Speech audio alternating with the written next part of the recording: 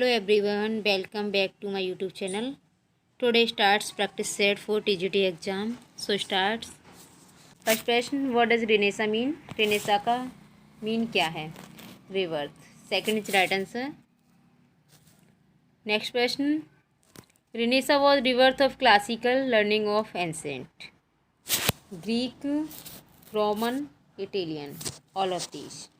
D is right answer. Next question, in which country Renaissance took birth? Renaissance का जन्म किस देश में हुआ? C is right answer, Italy. Next प्रश्न, which country became a centre of Greek study and classical culture? कौन सा देश यूनानी अध्ययन और शास्त्रीय संस्कृति का केंद्र बन गया? Italy. D is right answer.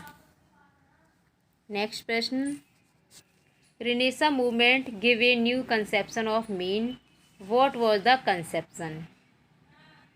कौन सा आंदोलन सामान्य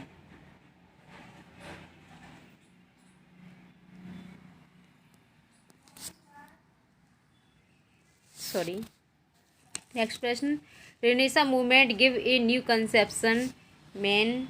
what was the conception? Renaissance आंदोलन ने एक नई अवधारणा दी. What was that conception? वह अवधारणा क्या थी? Humanism. D is right answer. Next प्रश्न, humanism is applied to the revival. मानवतावाद को पुनरुद्धार करने के लिए लागू किया जाता है. Classical literature. A is right answer. Next प्रश्न, विच आंदोलन marks great change in general outlook?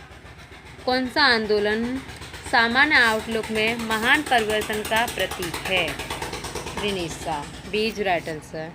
Next प्रश्न, in which country the invention of printing press took place? Printing press का आविष्कार किस देश में हुआ? Germany. D is right answer. Next प्रश्न, in renaissance movement which thing gave its greatest contribution? पुनर्जागरण आंदोलन में कौन सी चीज़ अपना सबसे बड़ा योगदान देती है? Printing press. A is right answer. Who first used and defined the term Renaissance? पुनर्जागरण शब्द का सबसे पहले प्रयोग और परिभाषा किसने की? Jules Michelet. D is right answer. Next प्रश्न, this term is an act of creating in someone's mind an idea that a person will associate with the past experience. It is an act of telling stories that are set in the real world. It is. यह शब्द किसी के मन में यह विचार पैदा करने की क्रिया है कि कोई व्यक्ति अपने पिछले अनुभव से जुड़ जाएगा. यह उन कहानियों को बताने का एक कार्य है जो वास्तविक दुनिया पर आधारित है.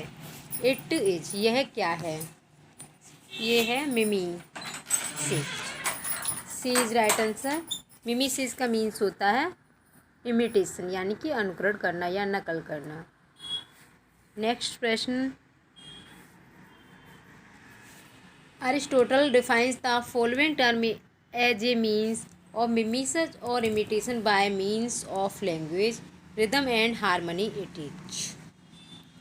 मिमीसिस का मीन्स होता है इमिटेशन, तो दोनों का अनुकरण करना, यानी कि किस में किया जाता है? Poetry. B is right answer. Next प्रश्न देखिए, in what 3 ways does Aristotle differentiate various art forms from one another? अरस्तु किन 3 तरीकों से विभिन्न कला रूपों को एक दूसरे से अलग करता है?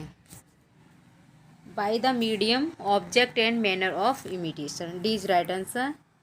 नेक्स्ट प्रश्न, what is direct address to the dead, to the absent और टू ए पर्सोनिफाइड ऑब्जेक्ट और idea? Right answer, apostrophe. Next प्रश्न, What is the figure of speech when the real meaning is exactly the opposite of that which is expressed by words apparently? तो इसका right answer है B, irony. B is right answer. Next question, what of figure of speech has been use in the following line? इन lines में कौन सी figure of speech use की गई है? All the perfumes of Arabia can not sweeten this little hand hyperbole. C is right answer. Next प्रश्न, which of the following words onomatopoeic, ये जो वर्ड होता है इसके लिए साउंड यूज किया जाता है। तो यहाँ पे कैरी मीन्स ले जाना, बियर, फियर डर, तो यहाँ पे साउंड है bug. D is right answer. Next प्रश्न, in Poetics Aristotle says that tragedy involves the downfall of a hero and that downfall are the affected by some error on the part of the hero. The error is defined as the missing the mark. It is called, इसे क्या कहा जाता है? Poetics में Aristotle कहते हैं कि tragedy शामिल होती है the downfall of a hero and the downfall are the affected by some error on part of the hero. The error, इस एरर को इस डिफाइन किया जाता है as the missing the mark. It is called hamartia, इसे hamartia कहा जाता है। D is right answer. Next प्रश्न, इट इज़ रिकॉग्निशन और recovery. It is the moment when the hero passes from ignorance to knowledge. It is a sudden recognition of some fact about ourselves. It is anagnosis. Is right answer. Next question 20. Which famous term is explained as purgation or purification? It is a release of built up emotional energy. It is a catharsis. B is right answer. Catharsis means होता है साफ हो जाना। Next प्रश्न, this term is defined as a reversal either from good to bad और bad to good. It is turning point in the action when things begin to move toward a conclusion. This term is, इस term को कहा जाता है, इसको कहा जाता था पेरीपेटेजिया, यानी कि नाटकीय जीवन। नेक्स्ट प्रश्न, the literary art of diminishing a subject by making it ridiculous and evoking towards it the attitude of amusement and scorn is called parody. नकल करना। सी इज राइट आंसर। नेक्स्ट प्रश्न, what does the term curtain raiser indicates in drama? कौन से term curtain razor यानी कि indicate किया जाता है ड्रामा में? तो a short play before the main play. D is right answer. Next प्रश्न, what is meaning of the expression avant garde? New writing that is innovative. अगर हम इससे टाइम लेके पूरा करेंगे तो ये इसमें बहुत ज़्यादा टाइम लग जाएगा, इसलिए हम इसे कम एक्सप्लेन कर रहे हैं। What is stream of consciousness? Technique which depicts the inner thoughts and feelings. Next question, another name for verse libre. Verse libre का दूसरा नेम क्या है? फ्री वर्स या open verse? A is right answer. Next question, Aristotle explain that the medium specific to poetry is one that use what? Language alone. Is right answer. Next question, how does Aristotle differentiate poetry from prose? Poetry uses rhythm in the form of meter. Next question, the object poetry poetias is what according to Aristotle? Right answer है D, man in action. The statement, namely, happiness is but an occasional episode in the general drama of pain, contains the figure of speech is called metaphor. D is right answer. Which of the following sentence has the figure of speech called apostrophe? Patriotism. What horrors are done in your aim? Your name. B is right answer. Next question. Identify the figure of speech in the following line. The pen is mightier than sword. Pen जो है तलवार से अधिक ताकतवर है, तो metonymy. D is right answer. Next प्रश्न. What figure of speech is in the man is no fool? अगर नेगेटिव फिगर ऑफ स्पीच, अगर कोई फिगर स्पीच में नेगेटिव पॉइंट आया है तो वो लिथोस होगा. A is right answer. Find the figure of speech in the to encourage human to forgive divine. Antithesis. D is right answer. Next question. The substitution of part for the whole is.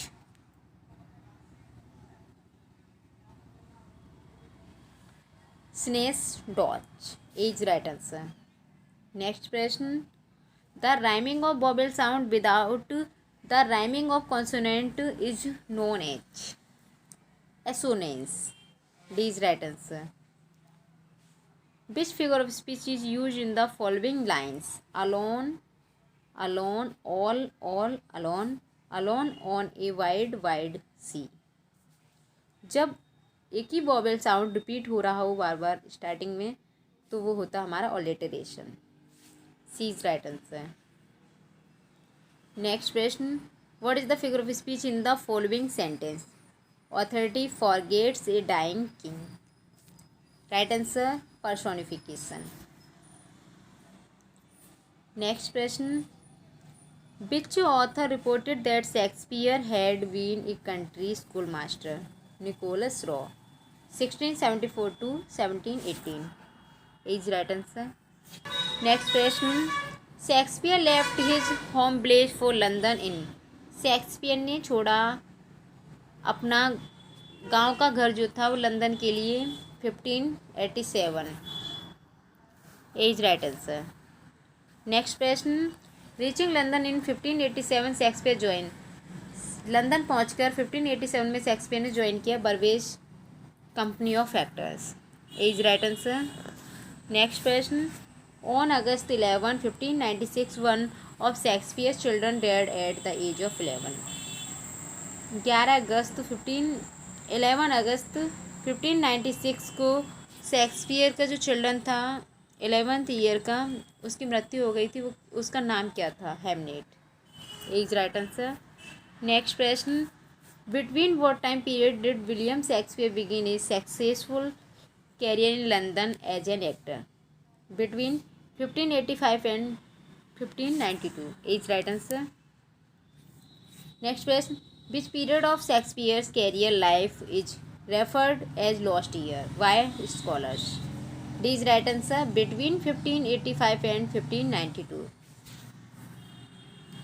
Next question.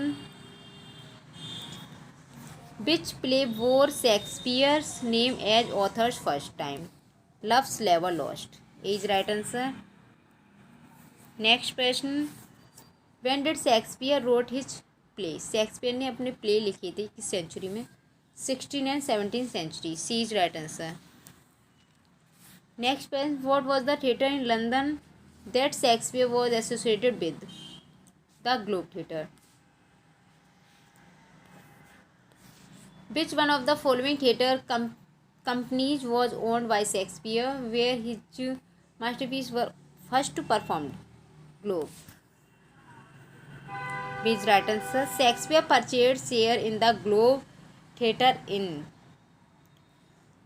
Shakespeare ने purchase किया था globe theatre को 1599. सी is right answer.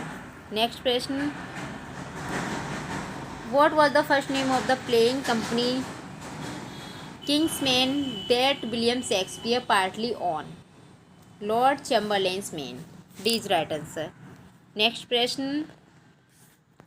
What happened to the Globe Theatre in 1613? में globe theatre में क्या हुआ था?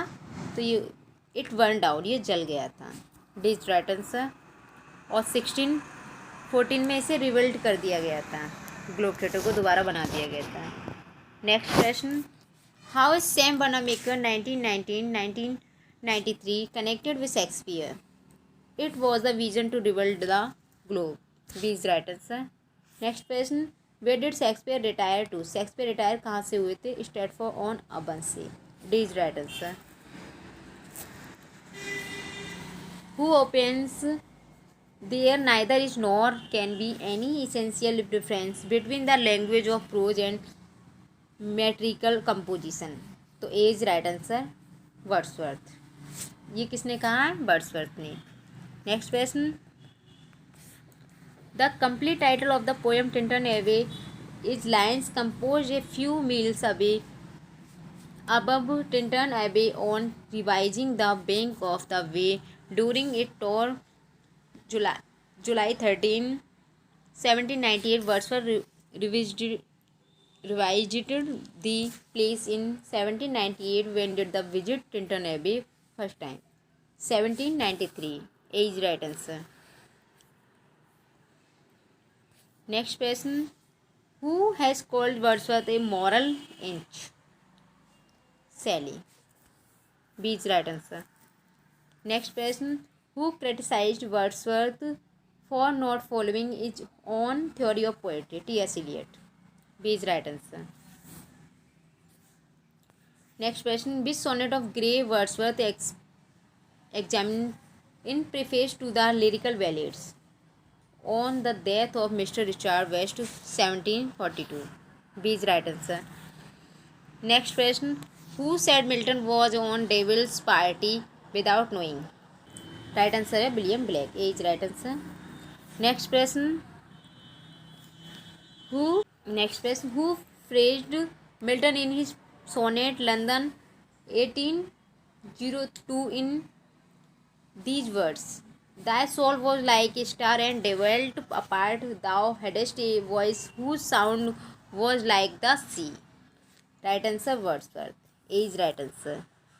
आज इतना ही रहने देते हैं, इसके बाद नेक्स्ट वीडियो में इसके आगे से स्टार्ट करेंगे। Thanks for watching video.